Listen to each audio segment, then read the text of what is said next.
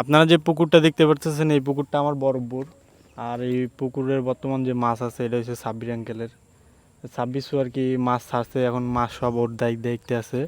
ছাব্বিশশো আর কি এই পুকুরে এখন মাত্র খাবার দিল, তো মাছের একটু আমরা দেখতেছি, উৎপাত দেখতেছি, মাছ কি পরিমাণ আসে খাবার দাবার খায়। তো কিছু কিছু মাছ এই যে আপনারা দেখতে পারতেছেন পানির এদিক দিয়ে করতেছে।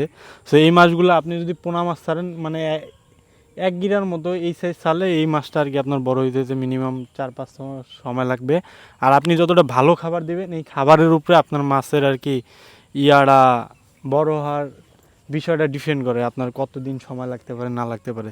সো আপনারা যারা মাছ চাষি আছেন, মাছ চাষ করতে চান, মাছের বিষয়ে উদ্যোক্তা হতে চান বা মাছের বিষয় নিয়ে আপনি পুকুর দিতে চান, এরকম কোনো বিষয় যদি আপনার ভিতরে যদি কাজ করে বা আপনার যদি এরকম কোনো আইডিয়া মাথায় এসে থাকে, তাহলে সেই বিষয়ে আপনার আর কি কোনো কিছু এক্সপার্ট একটা লোকের পরামর্শ নেওয়াটা আমি মনে করি ভালো।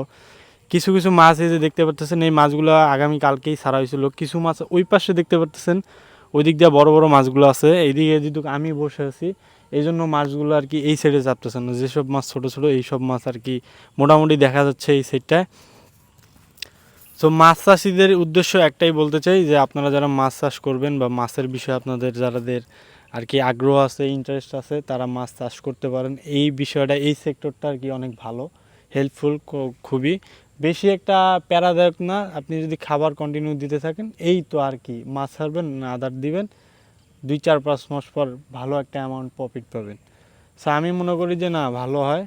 আর আমি যদি কখনো যদি এই সেক্টরে যদি আসি তখন আপনাদেরকে শেয়ার করবো বিষয়গুলো। আমারও ইচ্ছা আছে, উদ্যোক্তা হওয়ার ইচ্ছা আমার অনেক।